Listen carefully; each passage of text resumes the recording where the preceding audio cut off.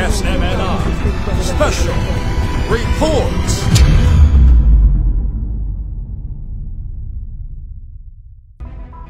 Ilang panahon na lang at magtatapos na ang panunungkulan ni Pangulong Rodrigo Duterte.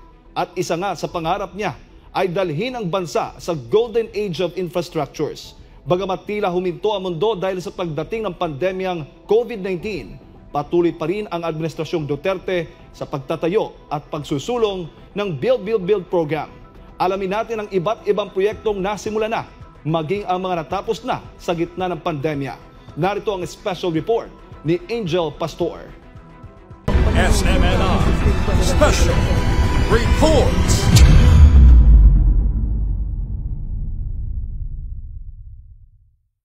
We'll make the next few years the golden age of infrastructure in the Philippines to enhance our mobility and connectivity and thereby spur development growth equitable in the country. In other words, we are going to build and build.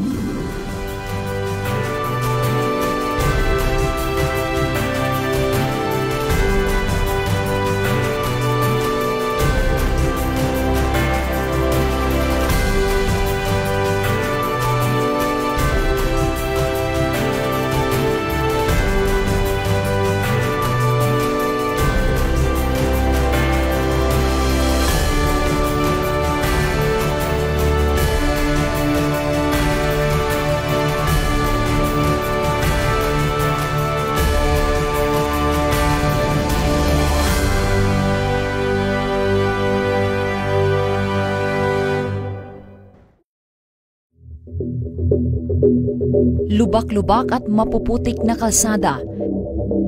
Mga isla na hindi madugtong ang isa't isa. Mga produktong hindi maitawid sa mga liblib na lugar.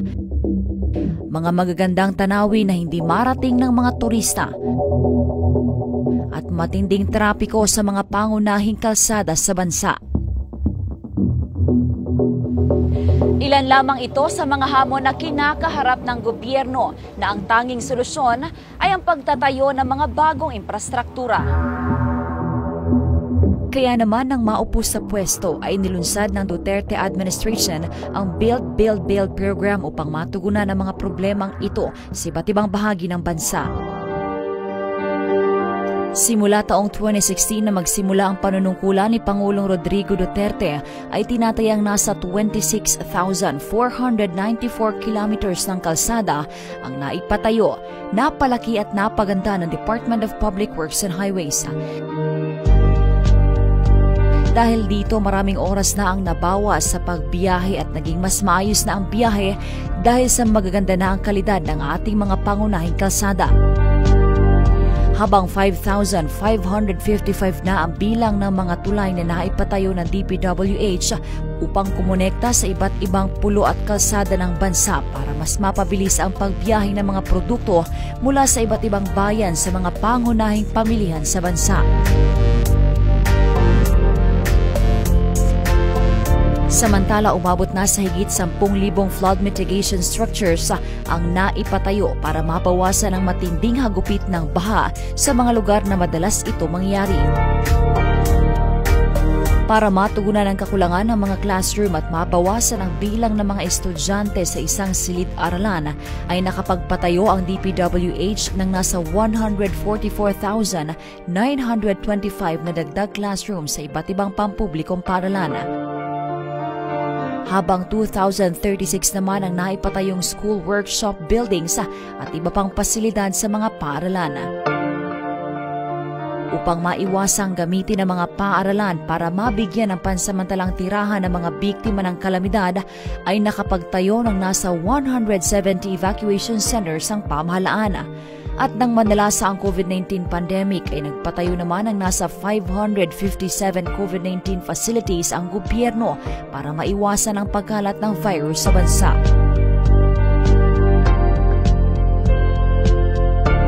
Samantala, ilan pa sa mga inaabangang proyekto ng Build ngayon ay ang itinatayong 66.74 km South Luzon Expressway na magpapabilis ng biyahe mula Santo Tomas, Batangas patungong Lucena, Quezon. Inaasahan na mula sa 4 na oras ay magiging 1 oras na lamang ang biyahe. Malaking ginhawa ito sa mga bumabiyaheng patungong Quezon at naiipit sa traffic sa Maharlika Highway.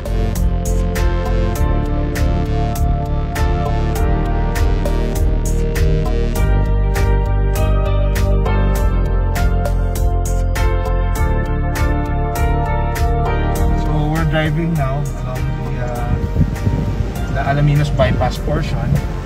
So makikita niyo po halos lampas na 90% na yung accomplishment dito. The first phase is about 2.8 kilometers. So here we're passing the bridge portion, which you can see halos tapos na rin.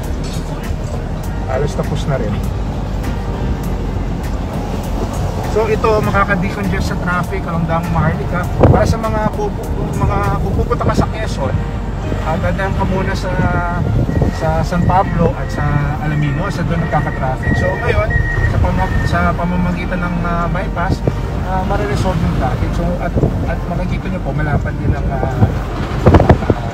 kalsada. So we'd like to announce yung opening will be of this portion, itong phase will be on March 15. So March 15 will be the opening of this phase at magagamit na fully kasama na yung mga bridges, and then we'll be working on the next phase of this, which will connect directly to Quezon. So papunta na sa Chaong yung susunod na phase ng connector road. So malaking bagay, kung imagine na road, it will connect the two provinces, Laguna and Quezon. So we'll be completing that very soon. As you can see, full strength na po yung construction. Ito na yung sa pang-bridge portion na ginagawa. You can see, malapit na rin matapos.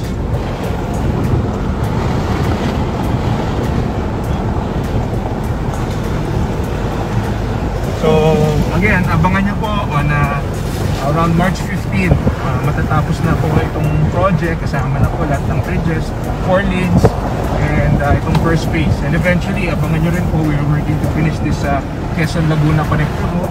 Ang next portion na iba-bypass sa San Pablo. So mababypass yung town of San Pablo para at least yung through and through traffic na papuntang Quezon pwede nang dumaan dito. So ito na po yung dulo at abangan nyo po Alaminos bypass at yung Quezon Laguna connector. Maraming salamat.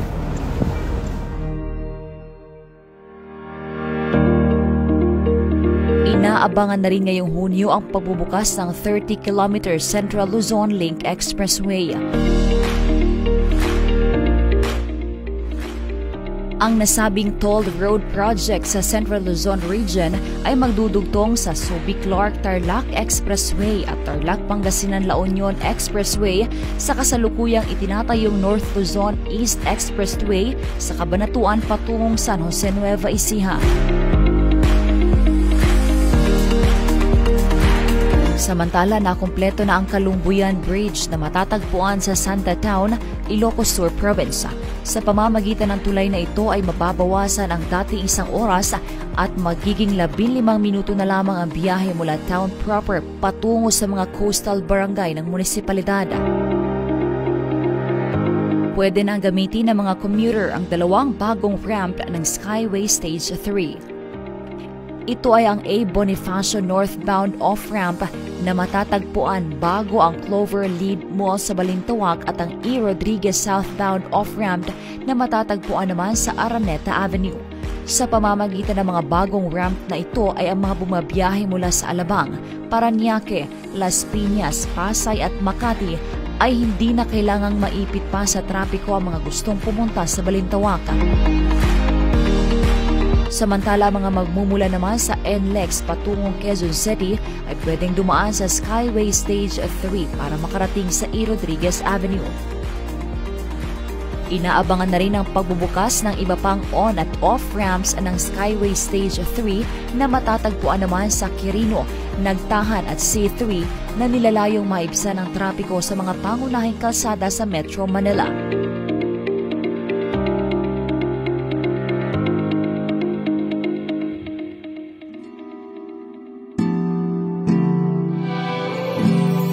Bike lover ka ba? Gaganahan ka sa pagbibisikleta kapag nabuksan na ang pinakamahabang bike route na matatagpuan sa Pangasinan sa tabi ng Tondaligan Beach. Ang proyektong ito ay bahagi ng The Baywalk Project ng lokal na pamahalaan na inaasahang maglalagay ng mga park benches, halaman at ramp para sa persons with disabilities. Ngayong Setyembre, inaasahan matatapos ang Binondo Intramuros Bridge na pinondohan ng pamahalaan ng China. Ang tulay na ito ang dudugtong sa historic walled city ng Intramuros at ang Commerce at Trade District ng Binondo, Manila. Bahagi na flagship program ng Build, Build, Build ay ang two-way, 4-lane bridge sa ibabaw ng Pasig River. Tinatayang nasa 30,000 na sasakyan ang pwedeng dumaan sa tulay na ito bawat araw na makatutulong upang maibsan ang bulto ng mga sasakyan sa mga lansangan sa Maynila. Malapit na ring matapos ang tulay na dudugtong sa Makati at Mandaluyong sa pamamagitan ng Estrella Pantaleon Bridge. 50,000 na sasakyan ang pwedeng dumaan dito bawat araw at malaking maitutulong nito para maibsan ang traffic sa EDSA. Ang Estrella Pantaleon Bridge ay isa sa mga grant bridges mula sa pamahalaan ng China. Breathtaking! Ganito mararamdaman ng mga dadaan sa napakagandang view ng 24.22 km na daang katutubo na kumukonekta sa Aguilar Road patungong mga Tarem sa Pangasinan at Santa Cruz, Zambales. Ayon kay Public Works Secretary Mark Villar, nasa 70% complete na ang nasabing kalsada. Malaki na pinagbago ng kalsadang ito na dati ay maputik, lalong-lalo na kapag papunta ka ng sitio Mapita. Dahil sa pagtayo ng daang katutubo, mabibigyan ng magandang oportunidad ang nasa 100 pamilya mula sa indigenous people na mapalakas ang kanilang ilang-ilang plantation at bahagi ng kanilang agrotourism. Kung may daang katutubo, ay mayroon ding daang kalikasan na malapit na ring makumpleto. Hindi may tatanggi ang magandang view na makikita dito na itinuturing na Instagrammable at maraming selfie spot.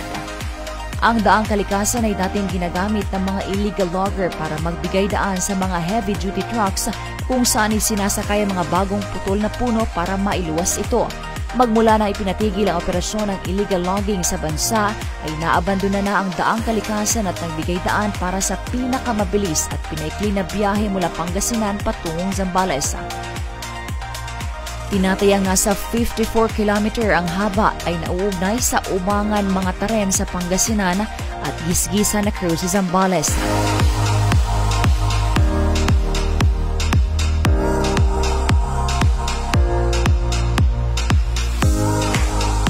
Subway ba kamo? Hindi na imposibleng mangyari ito sa bansa kasunod ng pagdating ng Tunnel Boring Machine 1 na binansagang TBM kaunlaran. Sisimulan na ito ng Department of Transportation ang Metro Manila Subway ngayong December 2021.